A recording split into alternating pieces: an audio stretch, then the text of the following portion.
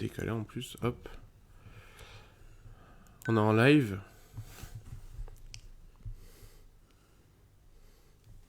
On est en live. Non, ouais, non, c'est pas une notification. On va aller voir sur le chat quand même, s'il y a des gens qui nous parlent.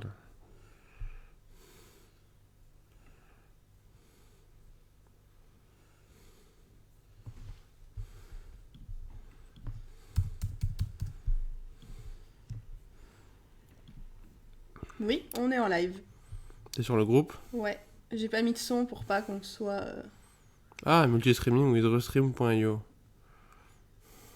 Ouais. Bon, cette partie-là, on va la couper au montage après. En plus, j'ai même eu la notif. Donc, en principe, vous êtes censé avoir une notif aussi. Voilà. Sinon, tant pis. On parle de la personne, mais c'est pas grave. Ce sera pour le replay. C'est ça. Par contre, les commentaires, on les a sur l'ordi ou je mets quand même le groupe Facebook. On va aller sur le groupe Facebook. Ok, bah j'y suis, c'est bon. Ah, il y a Pierrick. Salut Pierrick. Salut Pierrick. 3 personnes en live, il y a du monde. Bon, bah on est parti. On va parler des tendances marketing 2020. C'est ça, on va vous montrer un petit peu ce qui se fait, ce qui va se faire en 2020. Donc, soit des tendances qui étaient déjà là depuis quelques mois, voire 1 ou 2 ans, et qui vont vraiment se confirmer en 2020, soit des toutes nouvelles tendances sur lesquelles il va falloir compter pour votre marketing digital. Voilà. Du coup, la première... Alors donc, on a décidé de commencer avec l'expérience des utilisateurs ou des clients. Puisque vous n'avez pas forcément des clients, hein, vous avez aussi des utilisateurs. Et donc, en fait, la première tendance qui se dégage clairement depuis vraiment quelques années maintenant, hein, et qui va continuer de plus en plus en fait, avec l'avancée des technologies, c'est le marketing personnalisé. Donc, ça va toucher notamment tout ce qui est sur les réseaux sociaux, les pubs, mais aussi les contenus, puisque vous le voyez bien, sur les réseaux sociaux, vos contenus sont pas diffusés à tout le monde. Hein, je pense que ça touche de toutes moins les en pages. moins. C'est ça touche toutes les pages, que ce soit des pages perso ou des pages pro, hein, d'ailleurs. Hein. Et vous avez vos followers qui voient pas tout votre contenu, malheureusement. Et ça va de plus en plus... C'est à peu près quoi? C'est 1 sur 10. T'as 100 followers, t'as... Ouais, moi c'est T'as à peu 10 personnes près... qui vont voir tes posts, ouais, sauf si tu payes, évidemment. C'est à peu près le ratio que j'ai, moi, sur Ouais, c'est sur ça, mon moi Insta, aussi. ouais. Ouais, c'est à peu près 10%. C'est ça. 10% de vues. Tu C'est peux ça. avoir... Si t'as 1000 followers, il y a 100 personnes qui vont voir tes posts. Donc c'est pour t'inciter à payer, en fait. C'est ça. Après, si tu payes... des gens, vous pouvez en fait payer pour avoir vos followers qui voient vos posts, ou payer pour que des gens extérieurs à votre auditorat, comme ça qu'on dit maths. Votre audience. Votre audience. C'est ça. Votre audience. Votre audience voit vos posts, donc c'est assez intéressant pour avoir des nouveaux fans, mais bon, sachant que l'option pour payer aussi pour que ces fans voient les posts, je pense que ça veut tout dire. Ouais. Donc le marketing personnalisé, justement, les IA vont être de plus en plus présentes et de plus en plus affûtées pour savoir montrer le bon post à la bonne personne au bon moment. Et les gens vont attendre de vous de plus en plus de personnalisation de leur expérience, c'est-à-dire que en fonction de ce qu'ils aiment et de ce qu'ils postent sur les réseaux sociaux ou en fonction de ce qu'ils ont regardé sur votre site, il va vraiment falloir personnaliser au plus les expériences, donc notamment avec du retargeting. En fonction de la page, par exemple, qu'ils ont vue de votre site, vous ne pouvez pas retargeter tous les visiteurs de votre site dans le même panier, c'est plus possible aujourd'hui.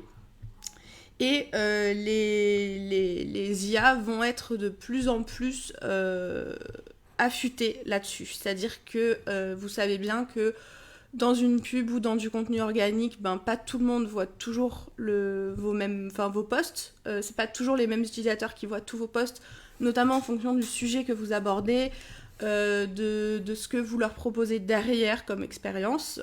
Par exemple, si vous postez un article de blog, c'est pas la même audience qui va voir votre article de blog et qui va voir, par exemple, si vous postez directement la fiche d'un produit pour un e-commerce.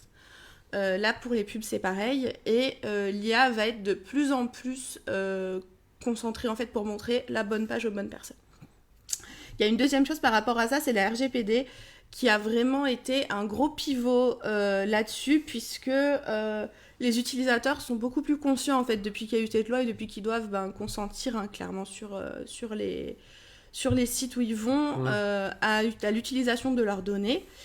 Et ils savent aussi qu'elles sont plus protégées, c'est-à-dire que maintenant ils vont dire je suis d'accord pour partager mes données avec vous, et je sais qu'elles sont protégées, et ça c'est un gros pivot puisque du coup les utilisateurs ont le choix tout simplement, clairement, et ça permet de justement personnaliser encore plus les expériences. C'est-à-dire que maintenant tu peux plus imposer les cookies parce que c'est les cookies qui vont faire l'expérience utilisateur en fait. Si tu installes les cookies d'un site, ça va bosser pour les algos que sont Facebook, Twitter, Instagram. C'est ça. Alors, Google aussi d'ailleurs, hein. Ouais. Google aussi avec Ouais. les ads, avec. Alors par contre, il faut différencier cookies et pixels, parce que le pixel est présent sur tous les sites, mais c'est pour que Facebook puisse savoir, ou Google, mais le n'importe pixel quelle dépose plateforme. un cookie. Non, c'est bon pas une question de cookie le pixel justement. Le pixel en fait enregistre que vous avez cliqué sur tel bouton que la personne voulait que vous cliquiez sur son site, et va l'enregistrer dans sa base de données en fait. Je croyais qu'il déposait un cookie, le pixel. Non, le cookie, en fait le pixel c'est une sorte de cookie, mais c'est un cookie qui est moins éphémère qu'un vrai cookie. Oui, c'est un cookie. En fait c'est un cookie qui va durer plus longtemps, qui va pouvoir enregistrer les données, garder les données jusqu'à 180 jours pour certaines actions et 365 pour d'autres, alors qu'un vrai cookie traditionnel pour lequel vous consentez, j'accepte que mes données soient partagées, utilisées, blablabla, c'est que 7 jours maintenant. Donc c'est un ça dépend de la configuration du site de toute façon. Non, ça va être obligatoire 7 jours. Ouais, mais techniquement un cookie tu peux le faire durer aussi longtemps que tu veux. Non, pas aussi longtemps que tu veux, mais... C'est pour une question de... Enfin, Facebook, le pixel est une sorte de cookie, mais du coup qui va être plus long que les autres, donc pour enregistrer plus de vos actions sur le site. La deuxième tendance, c'est les expériences multicanaux. Donc les expériences multicanaux, pour vous expliquer rapidement, c'est quand, par exemple, vous voyez une pub le matin sur votre smartphone dans les transports en commun. Arrivé au bureau, vous allez sur votre ordinateur de bureau qui n'est pas lié à votre smartphone, puisque c'est l'ordinateur du bureau, et que vous allez voir le site qui vous a proposé la pub pour vous renseigner, pour voir ce qu'ils font comme produit ou comme offre, et que le soir en rentrant chez vous, vous allez sur votre tablette et que là vous achetez le produit.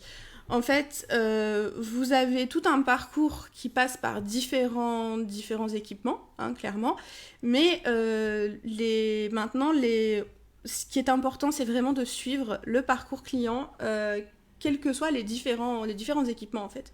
Ouais, c'est-à-dire que tu regardes un truc dans les transports en commun, tu veux faire un achat, le soir tu le récupères sur ton ordi, sur ta tablette. C'est ça, exactement. Ça te suit en fait et tu... En fait, voilà, il faut que les boutiques en ligne et tous les gens qui font du marketing en fait, clairement, et qui convertissent des gens, parce que c'est pas forcément vendre un produit, mais c'est aussi convertir, sachent où attribuer leur conversion. Et ne pas attribuer, par exemple, s'il y a eu... la personne a vu la pub, a été voir le site et a converti au bout de la 3e fois, il faut pas dire il y a eu 3 visites mais une seule conversion. Parce qu'au final, c'est une seule exposition qui a amené à une conversion. Et ça, c'est très important d'avoir des chiffres qui correspondent bien pour avoir les bonnes données, quoi. Si c'est la même personne, il te compte pas 3 visites pour une conversion. C'est ça. Sinon, ça fout en l'air ton pourcentage quand tu calcules ton retour sur investissement. Et il faut aussi attribuer la bonne fenêtre de conversion à la bonne personne aussi. Parce que les gens convertissent pas forcément le jour même, ça peut être jusqu'à 7 jours. Pas le jour même et pas sur le même pas sur le device même... pour le coup. C'est ça, exactement. Du coup, c'est important d'avoir ce genre de suivi sur vos pubs, sur vos sites d'ailleurs aussi, pour avoir vraiment quelque chose qui est attribué aux bonnes personnes, tout simplement. Ouais, donc c'est toujours l'expérience utilisateur en fait, les cookies, le suivi des appareils. Ouais, donc les 2 tendances utilisateurs cette année, c'est le marketing personnalisé à fond et les expériences utilisateurs sur plusieurs canaux qu'il faut suivre. C'est-à-dire qu'en gros, tu adaptes ton site, ton application, toute ton expérience client, tu dois l'adapter sur mobile, sur tablette, sur l'ordinateur, sur tout ce que tu veux, et surtout tu dois la personnaliser, quoi. Ouais, c'est C'est-à-dire que si la même personne sur deux 2 appareils différents, ils doivent avoir la même expérience, qui est basée sur ce qu'ils ont fait, ce qu'ils n'ont pas fait. C'est ça. Imaginons par exemple la personne le matin sur son téléphone, on va prendre l'exemple d'un e-commerce, c'est le plus simple, a une pub pour plusieurs produits à la fois. Vous savez, les pubs où vous avez des petites images qui défilent sur Facebook. La personne, par exemple intéressée par le premier produit, appuie sur le premier produit sur son smartphone. Derrière, quand elle va sur sa tablette ou sur son ordinateur, doit retrouver une pub pour le produit qu'elle a consulté. Et pas la même pub pour tous les produits, voilà. Ça, c'est vraiment... pour le multicanal. C'est ça. Et par contre, après, pour l'expérience utilisateur, c'est si la personne, elle l'achète, faut pas lui remontrer la même pub, même s'il change d'appareil. C'est-à-dire qu'il faut lui montrer une pub pour lui proposer autre chose, ou pour le remercier de son achat, tout bêtement. C'est ça. Plutôt que de faire quelque chose de trop... Quand t'achètes un produit et qu'il te le repropose 20 fois derrière, tu te dis bon... Ouais, ça arrive souvent encore. Ouais, ça arrive souvent, mais pourtant ils le savent, c'est juste qu'ils ont mal configuré leur pub, au final. Oui, c'est clair. Ah bon. C'est clair, c'est ça. Donc vraiment faire attention aux clients en 2020 pour les garder, tout simplement. Hein. C'est tout, c'est pour les acquérir et les garder. Il faut faire attention à eux. Et les traiter aussi bien que s'ils rentraient dans un magasin physique, en fait. Hein. Comme en vrai, en fait. Si tu te fais les présentations avec un client qui est déjà venu 20 fois chez toi... Ça le fait pas trop. Tu passes pour un abruti, quoi. Là, c'est pareil. C'est ça. La deuxième tendance, donc, c'est un peu la révolution des achats en ligne. Donc, la première chose, c'est que les marques utilisent de plus en plus le contenu généré par les utilisateurs. Donc on le voit notamment sur Instagram et sur Facebook, puisque les marques auto-publient sur Instagram et sur Facebook en même temps.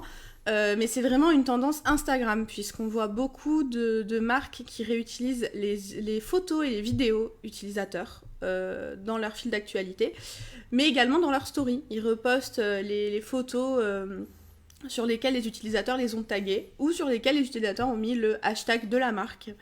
Et justement, en fait, c'est quelque chose qui va renforcer la confiance du client. Dans le sens où il voit que le produit, puisque du coup, pour le coup, c'est plus adapté pour les gens qui vendent des produits que pour les gens qui vendent des produits digitaux. Hein. Clairement, voilà. Donc, ça peut marcher aussi. Hein.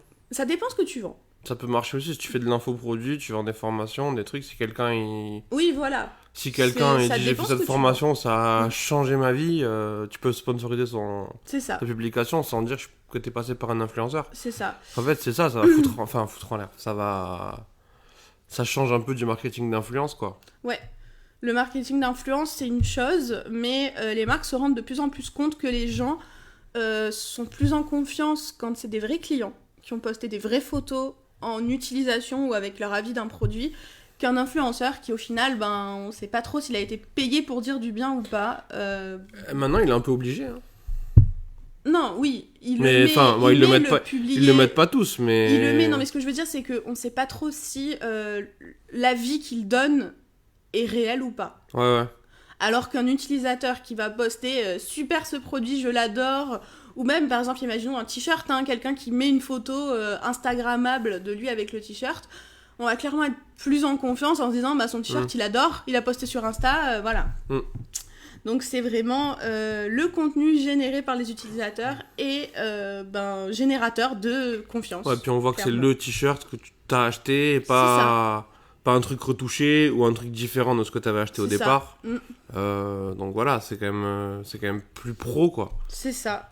Et donc pensez, si vous avez une marque, quelle qu'elle soit, à créer un hashtag. Ouais. Créez votre hashtag de marque. Faites-vous une identité, tout simplement, pour que vos fans comme ce qu'on a fait là. C'est ça. Ici, hop, Marketing Café Live. Là. Voilà. Pour que vos fans puissent se reconnaître, vos fans puissent parler de vous. Sur les réseaux sociaux aussi, c'est très important. Si par exemple, ils cherchent un produit en particulier... un produit en particulier, de savoir tout simplement l'avis des gens, c'est très important d'avoir votre hashtag. Voilà. Ouais. Encouragez les gens à l'utiliser sur les réseaux sociaux pour que vous puissiez les retrouver et les reposter, mais aussi pour que les gens entre eux puissent parler et se retrouver. Votre hashtag, les hashtags de vos produits, par exemple, ça c'est pas notre hashtag. Hashtag, c'est le hashtag Marketing Café Live. C'est ça. C'est le hashtag qu'on peut utiliser pour discuter sur Twitter, qu'on peut utiliser quand on diffuse sur Instagram.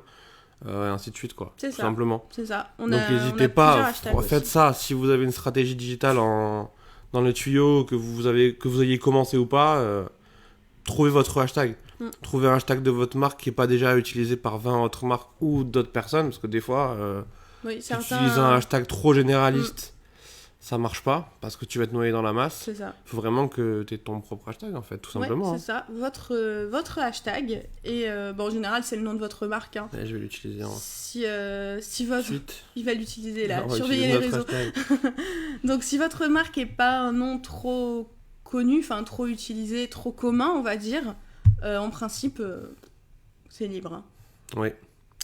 La deuxième chose concernant les achats, c'est les achats intégrés aux réseaux sociaux. Alors ça, c'est quelque chose qui est disponible depuis plusieurs années sur Facebook, mais qui est arrivé sur Instagram fin 2019. Donc c'est un petit peu une révolution entre guillemets. Sur Facebook, il faut savoir que sur Facebook Market, pas grand monde achète et pas grand monde vend, hein, déjà. Je pense que tu n'as jamais acheté sur Facebook Market. Non. Ouais, moi non plus. Donc, Facebook s'est rendu compte que sur Facebook, tout le monde s'en fichait. Et ils ont du coup créé les achats intégrés à Instagram. Tu les as déjà vus ? Ouais, j'ai vu, ouais. C'est quand sur les photos, t'as le... C'est ça. T'as le produit... Alors, attention, pas tous les produits sont déjà achetables directement dans l'app. Vous avez en fait dans l'onglet Explorer, vous avez les images avec un petit sac de shopping en haut. Et quand vous allez dans cette catégorie, vous avez les produits que vous pouvez acheter directement sur l'application. Quand vous tombez sur un profil Instagram qui a ce genre de produit, soit ça vous emmène donc sur une page avec le produit et vous avez un bouton acheter. Et à partir de là, vous allez soit sur le site si la marque, la boutique n'a pas encore connecté sa boutique propre à Instagram, vous vous retrouvez sur sa boutique pour acheter sur sa boutique. Mais si la marque a connecté sa boutique à Instagram, vous pouvez acheter directement dans Instagram sans quitter l'application le produit que vous voyez. Et ça rejoint le contenu généré par les utilisateurs puisque les marques ne se privent pas de poster vos photos pour faire la promo de leurs produits, ce qui est plutôt malin, hein, clairement. Ouais. Moi, j'ai plus confiance de voir quelqu'un qui utilise un produit que de voir une belle photo aseptisée d'un shooting qui en fait me dit pas comment le produit marche, s'il est performant, s'il est de bonne qualité, tout ça. C'est ce que je disais, t'es pas sûr d'avoir le produit final. C'est ça. Tu peux le dropshipping par exemple. C'est ça, voilà. Donc, ils te vendent un truc à 50€ qui en fait en vaut 3 sur AliExpress. Ouais. Du coup, c'est mieux quoi. C'est vrai qu'il y a de moins en moins de confiance en les e-commerce qui poussent comme des champignons et en fait c'est du dropshipping. Ils te vendent des trucs à 20€ que tu aurais pu acheter sur AliExpress. Voilà, donc ça peut être une bonne idée de mettre en place du contenu. Oui, du contenu généré par les utilisateurs. Et de le faire acheter directement sur Instagram. Voilà, en plus ça limite les pertes, entre guillemets, puisque les gens vont acheter directement sur l'application. Ils n'ont pas besoin de partir de l'application, de risquer de perdre le site s'ils ferment leur téléphone. S'ils font autre chose, ils posent le téléphone, ils réouvrent Instagram, ils ont perdu le site. Là, hop, en un clic en fait, hein, c'est comme le one click d'Amazon par exemple. Hein. En un clic, ils achètent le produit, puis on n'en parle plus, c'est bon, c'est acheté. Ça limite les pertes. Et ça augmente l'expérience utilisateur, puisque les gens sont contents de pouvoir tout faire au même endroit. Et la conversion en fait, parce que moins tu as de clics, plus tu convertis. Oui, c'est ça. Donc c'est le plus simple, c'est pour ça que maintenant tu as les pages produits avec le panier direct dessus, c'est pour ça que tu as les funnels, c'est pour ça que moins tu cliques, plus tu achètes quoi. C'est ça, et du coup là Instagram a carrément intégré l'expérience panier à son appli pour limiter encore plus les pertes pour les e-commerce, donc c'est cool. C'est cool. Faut voir si les pubs avec des produits directement achetables sur Instagram vont se démocratiser ou pas. Pour l'instant, j'en ai pas vu. J'en ai pas encore vu dans mon fil d'actu Instagram. Donc, à voir en 2020 si on aura des pubs avec ce genre d'achat direct ou pas. Peut-être qu'en France, c'est pas encore très mis en place aussi. Comme toujours, il y a un temps de retard. De toute façon, c'est... Ouais. T'as une certaine latence, on va dire, avec tout ça. Et c'est ça. Ça arrive plus tard. Et peut-être que les gens aussi n'ont pas forcément envie d'acheter directement sur Instagram. C'est un autre débat. Ça, c'est un autre débat, mais je pense que de toute façon, on va y venir. Hein. La simplification au maximum, je pense que de toute façon, on va y venir et que peut-être il y aura même des boutiques qui seront uniquement disponibles sur Insta. Ils seront obligés d'avoir une boutique, un site boutique derrière. mais ils feront peut-être de la promo uniquement pour leur boutique Instagram, pour justement limiter les pertes, les fuites, les pertes et les pertes de conversion, quoi. Voilà. Peut-être qu'on va y venir. Il y en a voir aussi qui n'en auraient pas eu de toute façon, parce que... Ouais, c'est ça. Aller sur la boutique, créer un compte, commander, entrer son adresse... C'est ça. Voilà. Ensuite, donc la tendance suivante, c'est la consommation de contenu. Donc, c'est pas le contenu en lui-même, c'est la façon dont on va consommer ce contenu. Donc, le contenu que vous, potentiellement, vous créez pour vos utilisateurs. La première, c'est la mutation de l'influence marketing. Donc, on en parlait il y a 5 minutes, les influenceurs.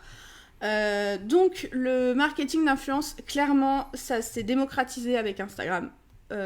C'est clair et net, ça fait depuis que Instagram a explosé qu'on voit des influenceurs qui font du marketing pour les marques, qui postent les posts sponsorisés. Vous avez les petits posts avec écrit juste en dessous de l'utilisateur en partenariat avec telle marque. Vous avez les marques qui peuvent sponsoriser des posts directement depuis le profil des gens avec qui ils sont en collaboration sur les réseaux sociaux. Donc clairement, c'est les influenceurs qui ont un peu révolutionné le marketing ces dernières années.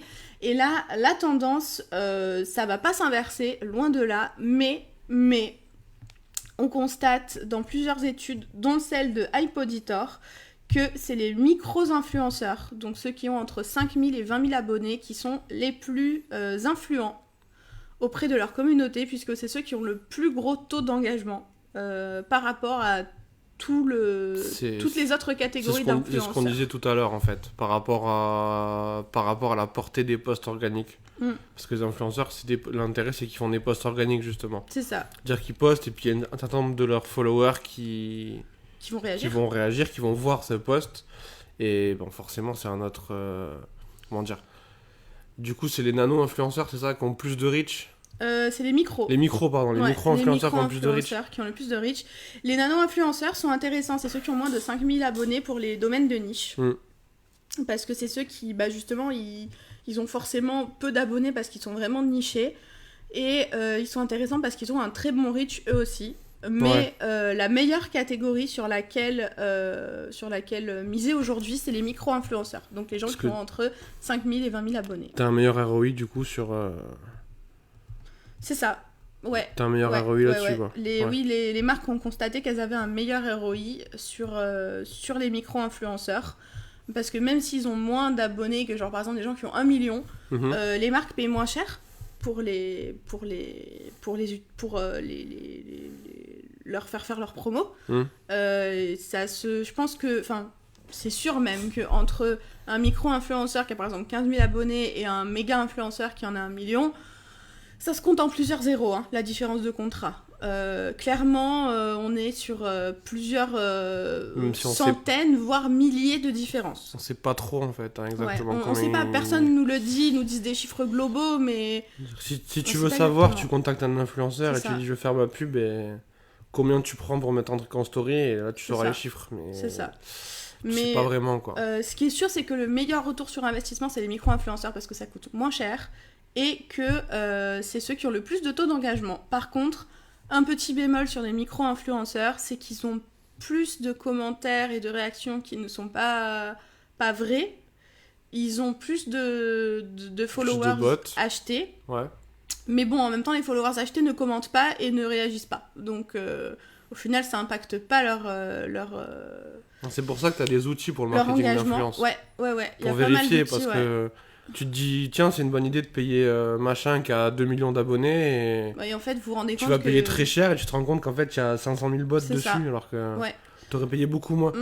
Et en plus de ça, il va avoir un reach qui est un peu pourri, quoi.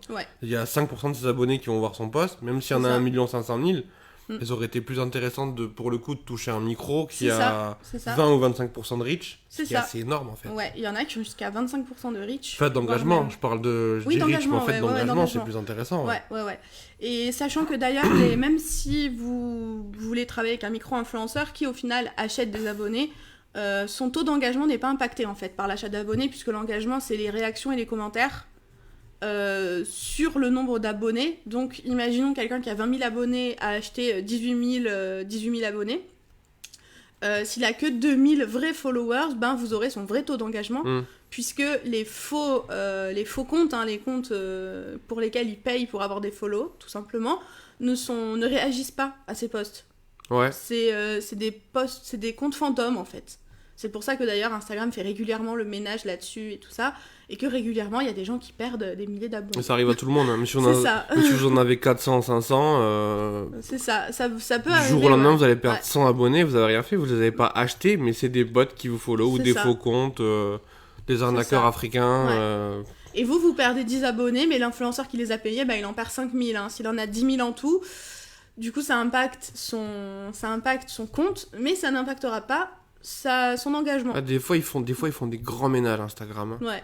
Il y a de temps en temps, t'en perds 10-15 parce que t'as les comptes qui sautent naturellement, mais des fois c'est Insta carrément qui va passer, qui va... Allez, tous les bots ils dégagent. C'est ça. Mais ce que je veux dire du coup, c'est que ils perdent des followers, mais ils perdent pas d'engagement. Oui, c'est ça. Puisque le nombre de commentaires et de likes sur leurs photos vont toujours être plus ou moins constants en fonction du reach qu'ils ont, puisque c'est leurs vrais followers qui réagissent. Voilà.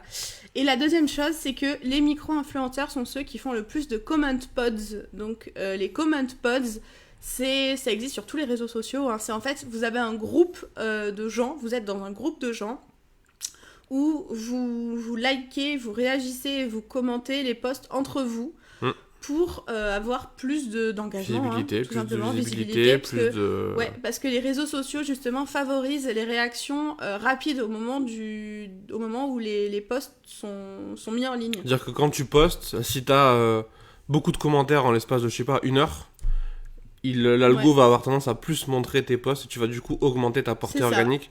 Et c'est pour ça que les gens rejoignent des pods. C'est ça. Tu vas rejoindre un groupe, vous allez être 10 dedans et chaque fois tu vas mettre un post, t'as 9 autres personnes qui vont liker. C'est ça. Pour les influenceurs, forcément, c'est pas 10 personnes, ça va être des 300, 400, des milliers de personnes. Et ça, pour le coup, c'est du faux engagement. Puisque les gens des Common Pods, s'il y a par exemple un post en collaboration avec une marque, c'est pas eux qui vont aller acheter le produit. Ouais. C'est du faux engagement, mais ça, voilà, les chiffres sont là, ceux qui ont le meilleur taux d'engagement, et les marques ont le meilleur ROI avec eux. Juste à savoir que les Common Pods, c'est non autorisé sur les réseaux sociaux, donc à leur risque et péril, très mauvaise idée. Parce qu'il y a déjà des comptes qui se sont fait striker à cause de ça. Ouais. Voilà. Instagram, ils font la chasse, ils sont tout. Instagram, en général, juste une parenthèse comme ça, pour donner 2-3 conseils marketing, tout ce qui est automatisé, ils aiment pas. Ouais. Instagram, LinkedIn, c'est 2 réseaux qui aiment pas du tout l'automatisation. Il vaut mieux poster organiquement. Ouais, c'est ça. Même tu veux simplement programmer tes publications sur Instagram, c'est une galère. Ouais. Il n'y a pas si longtemps que c'est autorisé par Instagram lui-même. Ouais, vous pouvez le faire très peu d'outils qui le font. La plateforme Facebook d'ailleurs. Ouais, c'est ça, avec le Business Manager. C'est le seul où vous n'êtes pas obligé de valider votre publication avant qu'elle soit publiée en fait. Il y a Buffer aussi où tu peux... Ouais, mais tu dois la valider, non ? Je suis pas sûr. Planoly, t'as pas à la valider. Ah ouais ? Planoly, t'as pas besoin de la valider. Moi j'étais sur Later avant, je devais la valider. Later, je crois que tu peux la valider, mais ils ouvrent de plus en plus. Ouais. Mais ils font vraiment la chasse à l'automatisation. Ouais. Ils ont 4-5 ans de retard par rapport à tous les autres réseaux sociaux qui te permettent d'automatiser à fond. Et en plus de ça, ils détectent l'automatisation. Ouais. C'est-à-dire que Facebook, tu peux programmer tes posts 1 semaine, 2 semaines à l'avance. Par contre, il y a eu des tests qui ont été faits pas mal l'année dernière. Et t'as moins de visibilité quand tu automatises tes posts. Donc si tu veux vraiment utiliser la portée organique, poste manuellement aux bonnes heures, te dis pas tiens j'ai publié 1 semaine d'un coup. Quitte à préparer un post dans ses notes, sur son téléphone, sur son ordi même. Tu prépares tes posts d'un côté sur un document Word, tes notes de l'iPhone, tes notes sur Android, peu importe. Tu copies-colles, tu mets ton image, c'est considéré comme manuel. Voilà. Mais si tu publies 1 semaine à l'avance... Ça marche, mais au lieu d'avoir 10-15% de tes followers qui vont voir ta publication, t'en auras que 5, quoi. Ben moi, pour vous donner une idée, j'ai un compte Instagram perso à peu près 1500 abonnés. Et je poste organiquement, puisque je poste quand j'ai envie, puisque c'est un compte perso, c'est pas un compte pro, donc on s'en fiche un peu de l'heure à laquelle on poste. Quand je poste manuellement, j'ai à peu près 100 de personnes qui vont liker, réagir. Bon, j'ai pas un reach de fou, d'ailleurs, j'ai un très mauvais engagement. Et quand j'ai essayé de programmer des posts, j'avais 50 de personnes qui likaient. Donc, du coup, vous voyez que c'est... pour moi, en tout cas, dans mon cas, c'était carrément divisé par 2 sur un compte à 1500 abonnés. Donc, c'est énorme. C'est... voilà. Surtout si vous avez un compte professionnel pour votre boutique, pour votre business, publiez manuellement. Même si c'est à une heure où les gens, par exemple, travaillent ou quoi, c'est pas grave. Mieux vaut publier manuellement et être vu que publier automatiquement pour publier aux heures où les gens vont le voir. Vous savez, toutes les infographies avec les heures idéales. Et se retrouver avec personne qui le voit. Parce que Instagram vous enterre dans ses méandres. Infographie, il faut prendre avec des pincettes d'ailleurs. C'est parce ça. Que le mieux, c'est d'aller sur votre compte Insta et d'aller dans statistiques, quoi. Et vous voyez à quelle heure vos utilisateurs sont connectés et à quelle heure ils réagissent à vos posts aussi. Vous avez accès à tout ça. Le faites pas au bout de 3 posts si vous avez 15 followers. Oui, mais si vous n'avez pas beaucoup d'engagement au début, essayez avec les infographies. Mais plus vous avez de followers et d'engagement, plus il faut regarder les vraies statistiques d'Instagram pour faire votre propre idée, quoi. Et c'est aussi à différentes heures. C'est comme pour les pubs. Faites des tests. Vous essayez de publier chaque jour à une heure différente. Ou plusieurs fois dans la journée à des heures différentes, et vous voyez quel post marche le mieux, et vous isolez par exemple 3 jours dans la semaine avec 3 heures différentes, parce qu'en plus les moments pour poster dépendent du jour de la semaine, en plus de ça, par exemple si vous postez le mardi à 8h, vous aurez peut-être plus de succès que si vous postez le mercredi à 10h ou à 8h. C'est pas parce que tel jour à telle heure ça marche que tous les jours ça va marcher à la même heure. Ça dépend de vos followers, comme toujours. C'est ça. Il n'y a pas de data absolue. On peut sortir des tendances avec les datas parce que c'est une moyenne, c'est ça. C'est des chiffres, mais ça suffit pas, quoi.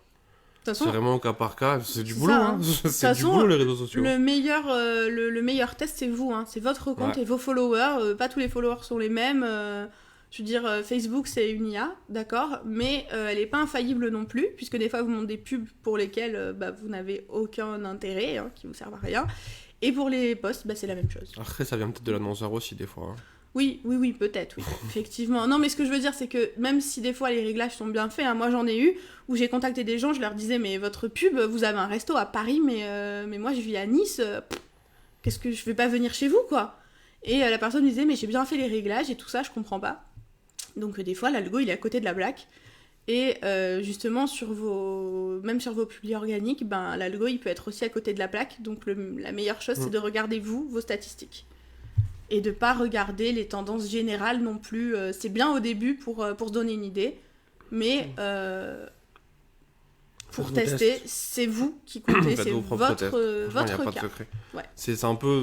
Ça fait un peu les mecs qui se déchargent, tester et vous verrez, mais malheureusement c'est ça le marketing, il n'y a pas de... S'il y avait une formule magique, tout le monde cartonnerait, quoi. Il y a des bonnes pratiques, il y a des règles à respecter, des trucs à pas faire, mais c'est les tests qui font la différence. D'ailleurs, nous, quand on fait des pubs, on fait des tests au début. T'es obligé. On sait pas ce qui marche comme ça, c'est pas un... Il n'y a pas de formule magique, sinon tout le monde cartonnerait en pub. C'est pas une baguette magique où on a la bonne pub du premier coup, malheureusement, on teste, et quand on trouve ce qui marche, on le garde. Et quand ça marche, par contre, ça marche. Ouais. C'est ça. Et donc pour en revenir au marketing d'influence, donc il y a une nouveauté sur Facebook depuis quelques semaines, c'est le Facebook Brands Collabs Manager. Donc c'est Facebook qui a créé sa propre plateforme de mise en relation donc pour des partenariats influenceurs et annonceurs.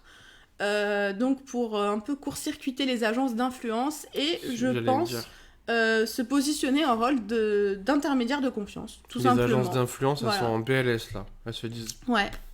À voir, après je pense que t'es toujours mieux conseillé par un professionnel que par toi-même, surtout au début quand tu connais pas encore. Donc je pense pas que les agences d'influence sur le long terme seront trop impactées par le Facebook Brands Collabs Manager.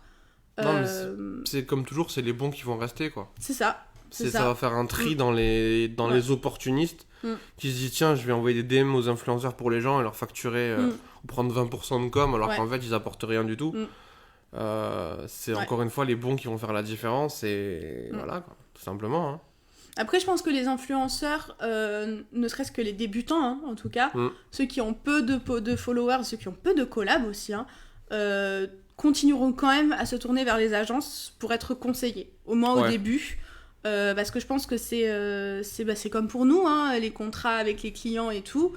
Je pense qu'au début, tu t'es un peu bah, t'es un peu perdu hein, quand c'est pas ton métier, clairement. Les influenceurs, c'est pas des marketeurs, ils sont pas dans l'administration forcément, à part si c'est leur travail en dehors d'être influenceur. Parce que c'est pas tous des stars de télé-réalité. Hein. C'est ça. C'est un peu le cliché qui ressort, c'est un influenceur égale télé-réalité, mais pas du tout. Pas du tout, vous les en avez influenceurs plein, tech, ouais. des gens qui font des tests sur YouTube de matériel, des influenceurs marketing, qui Ouais. font beaucoup d'affiliations aussi. Ouais. Et du coup, ouais, c'est des gens qui sont pas forcément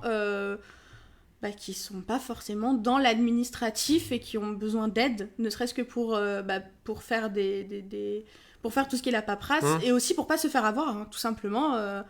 T'auras jamais de meilleurs conseils que de quelqu'un qui a déjà fait des dizaines et des dizaines de collabs avec des marques. Voilà. Ouais, c'est ça, parce que la mise en relation, c'est hyper important aussi. Quoi. Voilà.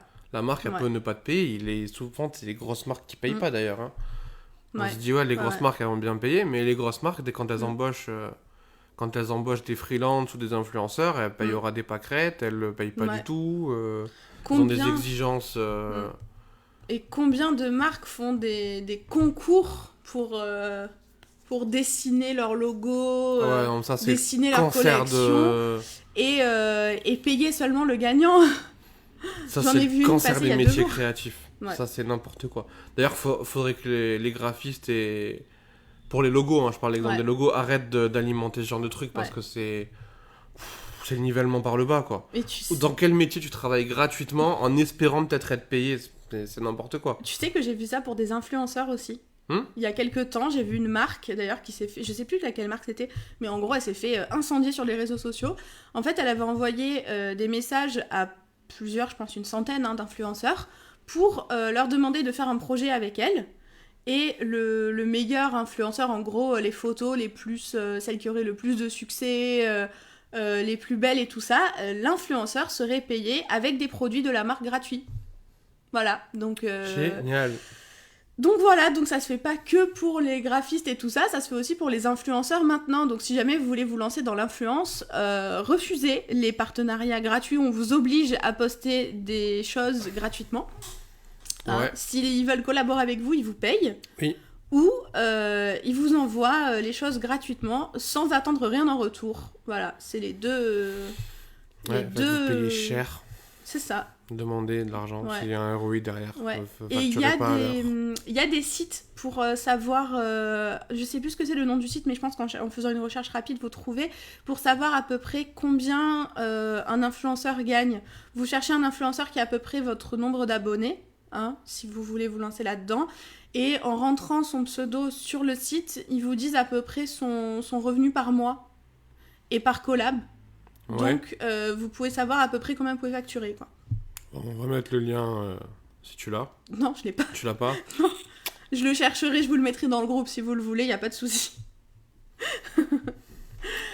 Ensuite, un autre contenu à consommer, enfin qui va être consommé en 2020, c'est les vidéos courtes. Alors, les vidéos courtes, c'est à prendre avec des pincettes. Pourquoi ? Parce que ça ne remplacera pas les vidéos longues. Sur internet en général, c'est seulement qu'il va falloir adapter sa stratégie entre vidéos courtes et vidéos longues en fonction des plateformes. Vous connaissez tous Snapchat, TikTok, Instagram. Vous pouvez poster, je crois que les IGTV, c'est combien de longueur maximum ? Je sais plus. Mais je trouve que t'as pas de limite sur IGTV. Il n'y a pas de limite ? Non, t'as pas vraiment de limite. Tu peux poster une vidéo de 40-50 minutes sur IGTV. Je croyais qu'il y avait une limite genre 15 minutes. Non, par contre, la vidéo, c'est Instagram, il y a 1 minute. Ouais. Donc si tu postes une vidéo et qu'elle fait plus d'1 minute, elle va basculer sur IGTV. Ouais.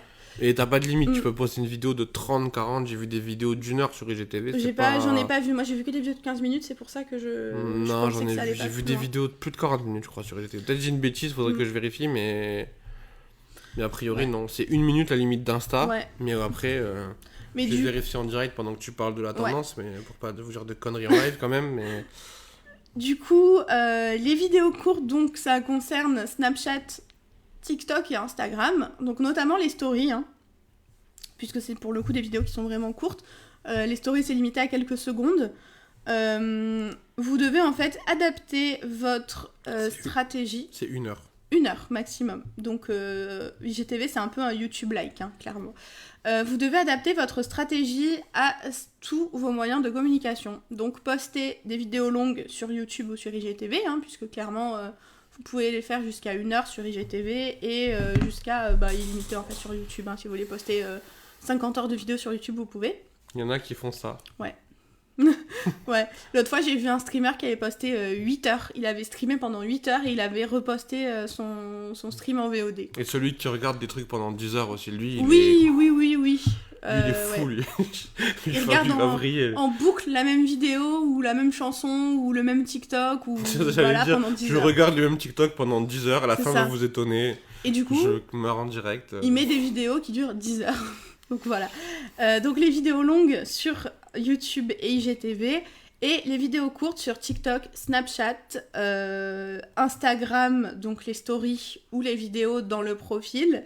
Et les bumper ads sur YouTube, c'est les pubs qui sont pas skippables, qui durent entre 0, 1 et 15 secondes, que vous pouvez pas passer. Et en fait, c'est des contenus qu'il va vraiment falloir privilégier en 2020, puisque c'est des contenus que les gens consomment hyper rapidement, un peu comme d'un apéro en fait, on va appeler ça un apéro. C'est vraiment des contenus qui sont faits pour être consommés, qui sont courts, qui sont faits pour être consommés à la pause, dans les transports en commun. C'est ce qu'on appelle le contenu snack en fait. C'est ça, exactement. Ouais. Le contenu snack, c'est tout vraiment ce qui a cartonné pendant un moment, toutes les vidéos brutes et compagnie. Il n'y a même pas de son en fait. Il n'y a pas du tout de son, c'est que des sous-titres. C'est un PowerPoint animé en fait, tout simplement. Et ça marche parce que les gens, ils ont... Parce que ça vient des gens qui ont de moins en moins de concentration. Hein. C'est ça. Au bout de 30 secondes, ils ne sont pas accrochés, ils se barrent quoi. Donc il faut leur faire des vidéos courtes avec des gros sous-titres et des gros textes. Et du contenu intéressant. Parce que si vous faites une vidéo de 15 secondes qui n'a aucun contenu, les gens ils reviendront pas voir chez vous. Donc c'est vraiment un contenu à coupler aux vidéos plus longues en 2020. C'est le contenu court pour intéresser les gens, quitte même à faire une vidéo dans le style brut avec un PowerPoint et des gros sous-titres qui emmènent les gens derrière vers une vidéo plus longue, un article plus long, juste pour les appâter en fait. Voilà. C'est un choix éditorial après. Ça dépend de votre audience. Il y a une audience qui va préférer des contenus courts, d'autres qui va préférer des contenus longs, parce que c'est un peu la base du marketing, vu qu'on parle marketing. Si tu connais pas ton client type, si ton client type il préfère les contenus longs de qualité, postés moins souvent, mais qui peut pas blairer les vidéos type brut ou les snaps et compagnie, fais pas des snaps quoi. Laisse tomber Snapchat par exemple. Donc en fait c'est un peu la même chose que pour les pubs, hein. Il faut faire quasiment en fait tous les types de pubs. Images, vidéos, notoriété, conversion, catalogue si vous avez un e-commerce, pour toucher le plus de monde possible en fait. Si vous faites qu'un seul contenu, vous allez limiter votre audience tout simplement. Donc ça fait partie des tests dont on parlait tout à l'heure. Il faut tester différents types pour savoir ce qui va le plus marcher. Tu veux faire une campagne de pub, tu testes une vidéo... une image, différents types d'images, différents types de vidéos, si t'as le budget évidemment, parce que ça monte vite. Mais si tu vois que c'est la vidéo qui a le plus de résultats, reste sur la vidéo quoi. C'est un bon indicateur. Il n'y a pas de secret, des tests. Et même organiquement. Hein. Après, organiquement, je pense que ça fait partie aussi d'une stratégie globale, hein. C'est-à-dire que tu vas mettre des vidéos courtes qui vont parler, qui vont présenter le sujet, qui derrière vont amener vers des vidéos plus longues qui vont parler du sujet plus en détail. Après, organiquement, t'es aussi dépendant de l'algo, quoi. Parce que, par exemple, aujourd'hui, les lives, ça marche mieux que les posts textes. Avec un post texte, t'auras beaucoup moins d'engagement qu'avec une vidéo, et encore moins qu'avec une vidéo live, parce que le but de ces plateformes-là, c'est de remplacer la télé, en fait. Donc c'est pour ça qu'ils mettent autant en avant le live. C'est-à-dire, il va y avoir au niveau organique, il y a toujours les effets de mode. Si Facebook ils se rendent compte que les contenus snacks t'appellent aux gens, ils vont t'inciter à faire des contenus snacks, tout simplement. C'est ça. Si t'en fais pas, t'auras moins de visibilité que... j'allais dire, ils vont limiter la visibilité des autres contenus pour vous dire, les vidéos qui durent 15 secondes, c'est celles qui plaisent. Continuez à les faire à faire celle-ci. Voilà. Aujourd'hui, c'est les vidéos qui plaisent, donc continue de faire des vidéos, quoi. Ouais, c'est ça. Ouais, la vidéo, je pense que c'est pas prêt de bouger. Ouais. Hein. 2020, c'est l'année de la vidéo, apparemment. Hein, déjà, 2019, ça a commencé. 2020, et ça se confirme. Ouais. Et que ce soit d'ailleurs pour les pubs, pour votre promo organique, pour vos posts, même si vous êtes juste, entre guillemets, influenceur. Hein. C'est clairement, faites des vidéos, pas des articles. Même si vous faites, même si vous voulez écrire, au pire, faites une vidéo sur Instagram et faites une longue description. Tu prends ton téléphone et puis tu filmes sur ça. Insta et puis...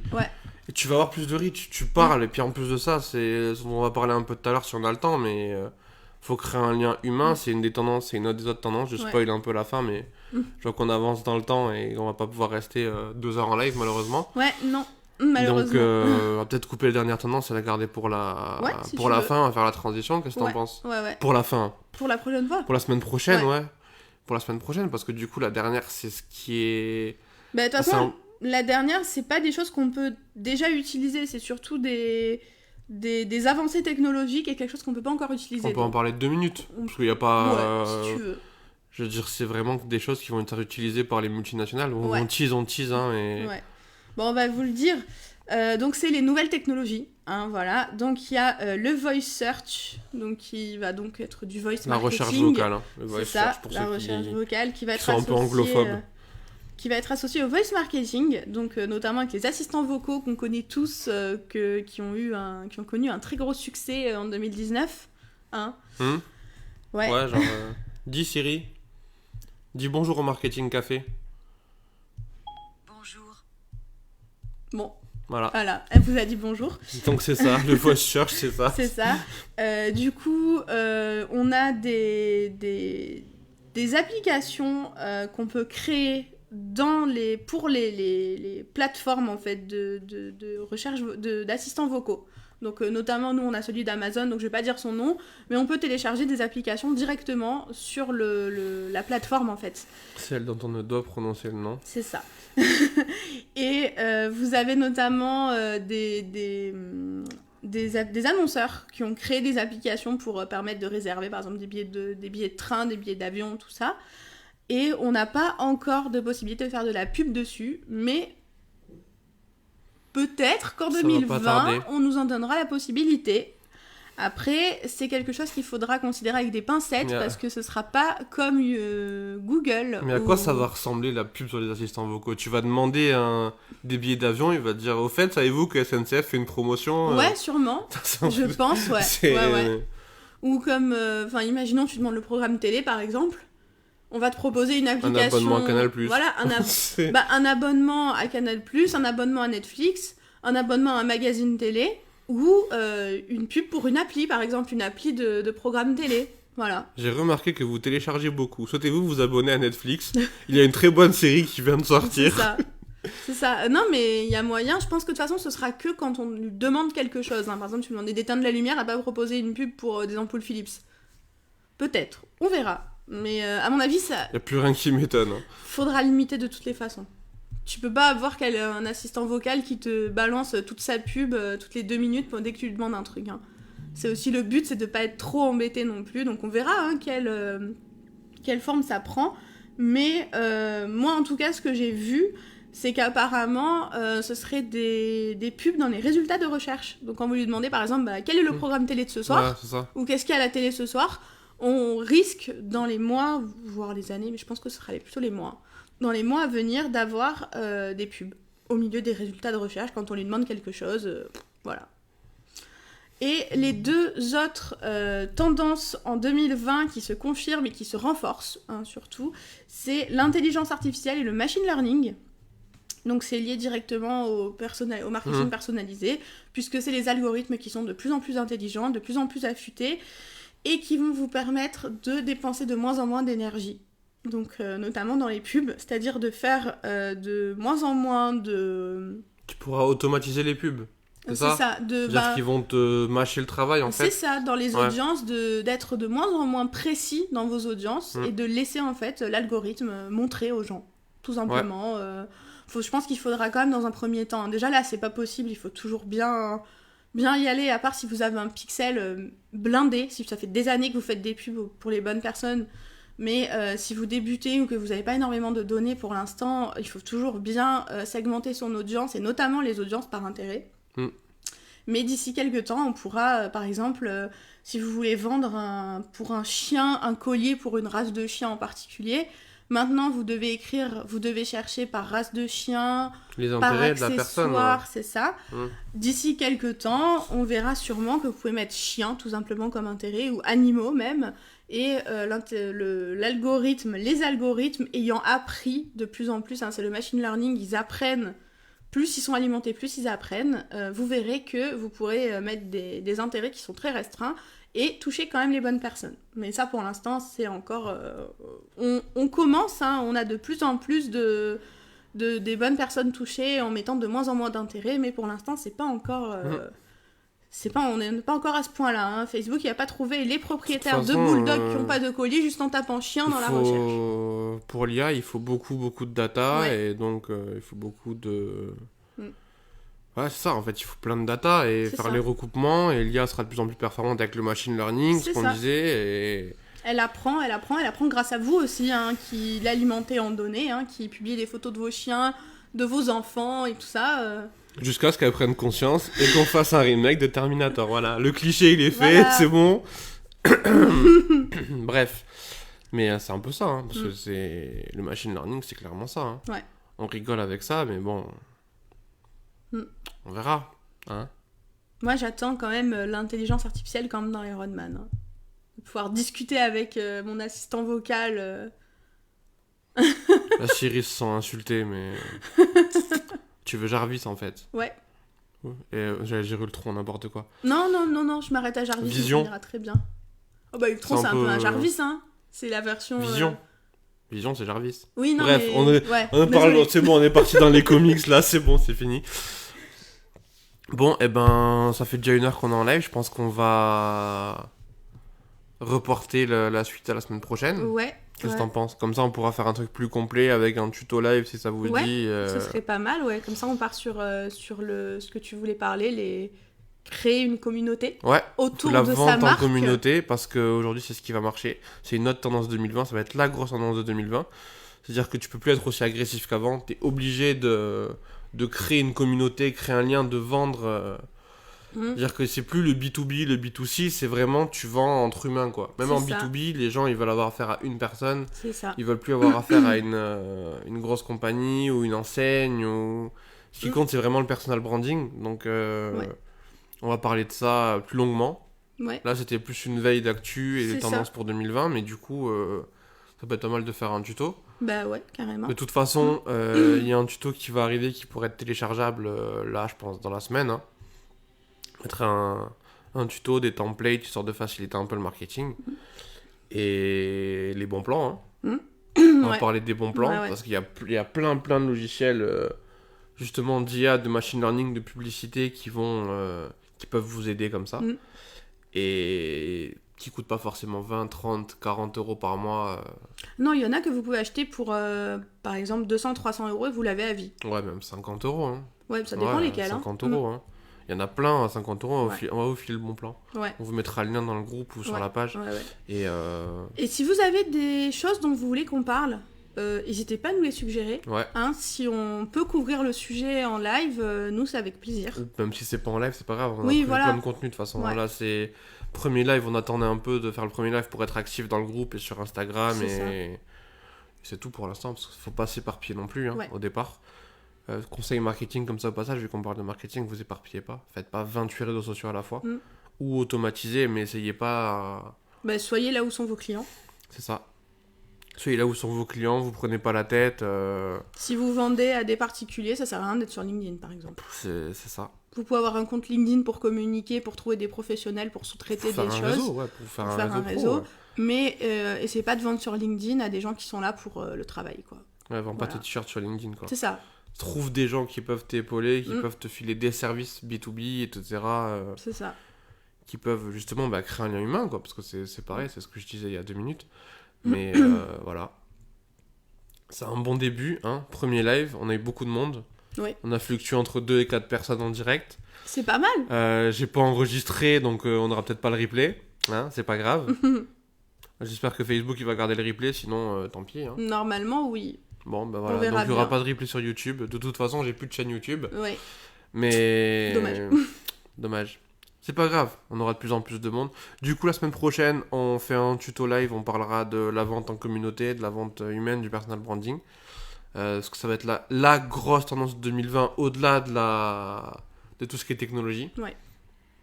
Et voilà, tout simplement. Du coup, si vous avez des idées, des questions, etc., n'hésitez pas. On n'a pas fait de Q&A parce qu'il n'y avait pas grand monde, mais les Q&A, vous pouvez le faire dans le groupe tout le temps. Merci Gareth. Merci. Sympa, je pense que t'es resté depuis le début, vu que depuis le début on fluctue à 1, 2, mais... Bon, et ben du coup, on vous dit à la semaine prochaine, 8h. Ouais. Vendredi 8h, on fera peut-être des mini-lives improvisés dans le groupe avec Instagram, pour se donner un peu de visibilité. Hein. C'est ce qu'on disait, tu prends ton téléphone, tu te mets en live et... C'est ça. Si on a des idées, on vous les partage direct. C'est ça. On va vlogger. Voilà. Non, je déconne. Bon, allez. Sur ce, à la semaine À la prochaine. semaine prochaine. Et bon week-end. Bon Salut. week-end.